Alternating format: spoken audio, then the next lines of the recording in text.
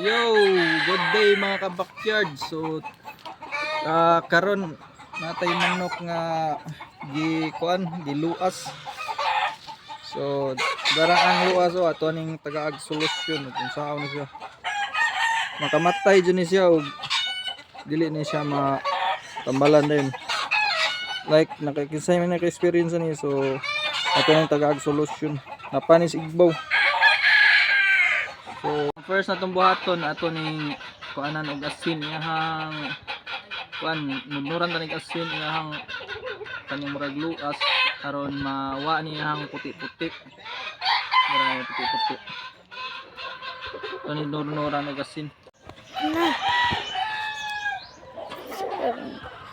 So, karon mga ka-idol, nagtambal na po siya sa iyang manok mga ka-idol. Kaya itong itambalan kay mura giluas yang manok. And after that ang puti-puti ato namang nakuha ato ng kuanan nanay ipaimnon og kaning pure atong bubuan yang bakbak kuani amoxicillin Powder.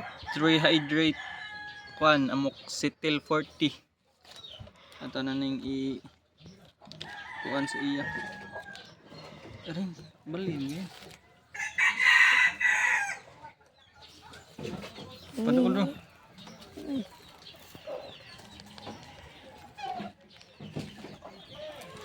Dagal ko lat.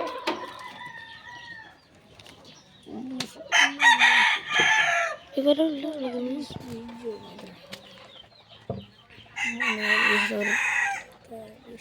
Ano ning resulta karon guys?